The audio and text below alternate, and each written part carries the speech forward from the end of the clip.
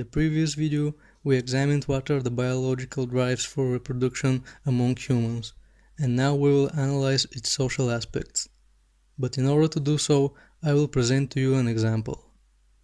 Now assuming that many of you, the viewers, are in your 20s or early 30s, right? If that is the case, then I assume that most of the people you know don't have children. Of course, there are also people who have them. The important question here is, have you ever asked yourself why do they have children in their 20s or early 30s? There are so many things in your 20s that can distract you from this. So why then? It is unusual for our modern world to have children in your 20s. The answer is straightforward. Social pressure.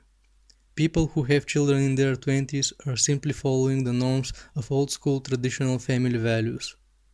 Most modern people are programmed to follow the modern individualistic values. That is why most people in their 20s don't have children. On the other hand, those who developed under the social pressure of traditional families are more likely to have. In summary, people do what society programs them to do. This happens through enacting social expectations and social pressure upon them. Now this leads us to the question, why society developed these specific family values, social pressure to have children, and the patriarchy in general. Now in order to understand this, I'll have to refer to Agent Smith's famous quote, "Without purpose, we would not exist." We the modern humans often ask, what is the purpose of life? Well, apparently nature knows the answer. The purpose of life is to perpetuate existence and nature itself through the life-death cycles.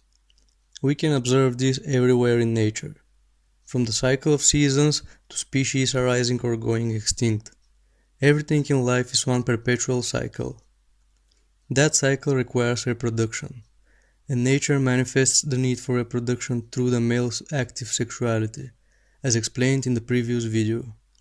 For reproduction to be guaranteed, the passive female sexuality had to submit to the active male one. This was achieved through the social order established by men. However, modern women claim that this was a system designed to benefit men. Was this actually the case? Actually, it was more of a social contract which benefited everyone in one way or another. In a patriarchal society, women enjoyed a basic protection, in the sense that their husband and family in general protected her from other men. Another benefit for women was that they secured a livelihood for themselves, considering that for most of the human history the nature of work was of physical character and suitable only for men. Men, on the other hand, secured that their active sexuality will be satisfied, and therefore the purpose of fulfilling the cycle of reproduction will be met. In human society, generally everybody benefits when the society itself reproduces and expands. A kingdom fares better when there are more soldiers to defend its interests. Merchants fare better when there are more customers, and reproduction is the key to all of this. The success of a society is a numbers game. The more you have, the more you expand, and the more you expand, the more you achieve and have. Interestingly, even though we tend to think that people in the past were ignorant, it appears that they realized this extremely important thing on a macro level. And even more interestingly, they managed to apply it on the micro level by successfully programming every single person to reproduce. However, today we are experiencing the consequences of ditching this established programming. But let's examine how exactly this social programming worked in the past. The core of this social world was the patriarch, hence the term patriarchy. Men established the social unit known as family. In the past, everything was organized in the form of social units, starting from families, going through clans and tribes, and the top level being state or country. But why was there the need to have people organized in such social units? Again, simple answer. Survival. The circumstances of the ancient and primitive world were such that no single person could survive on their own. After all, everybody needs some kind of support. In the modern world, you can be more or less independent and self-sufficient. All you need is a job to provide for yourself, and you have state institutions to allegedly protect you. But that was not the case in the past. If you were a woman, you needed a man to protect you. Not only that, but actually you needed an entire family to protect you. If anyone violated you, then all male members of your family or clan were going to exact revenge from the perpetrator. That is why the family unit was the main element of social structure for most of the history of mankind. That is why, in some more primitive societies, the family values even evolved into the mafia type of thing, in order to provide the support needed for survival in extremely harsh conditions and to compensate for the lack of other effective institutions. Women participated in the social system known as patriarchy in order to survive. However, this protection was not free. The price women had to pay was to take on the social role of a wife and mother. Women were expected to submit to the active male sexuality. How did this work? It did through social pressure and shaming. Society established that women should be wives and mothers. Females didn't develop a maternal instinct because that is just in their nature. What actually happened is that they took on the social role of mothers as a survival strategy. This, however, had a profound impact on the evolution of female sexuality.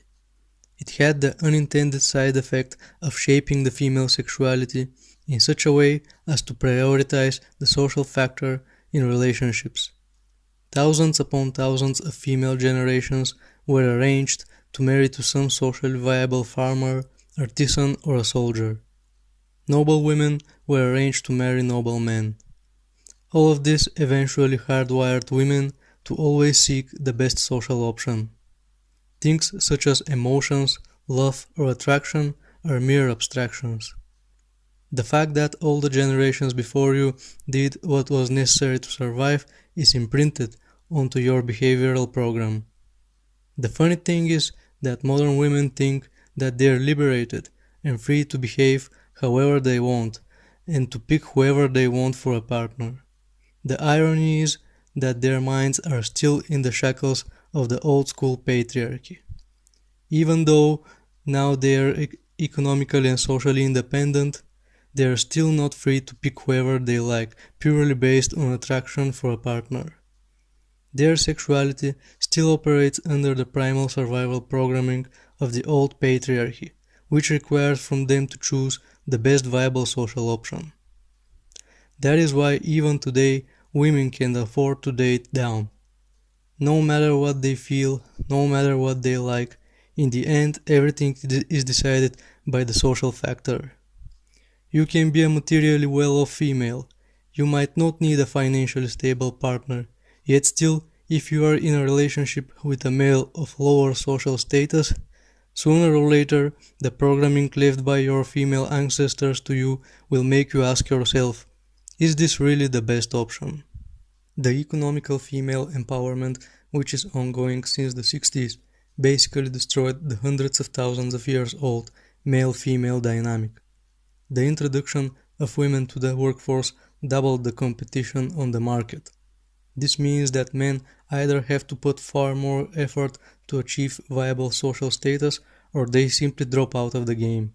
In a world where women were not able to work, even the lowliest male peasant was a viable option.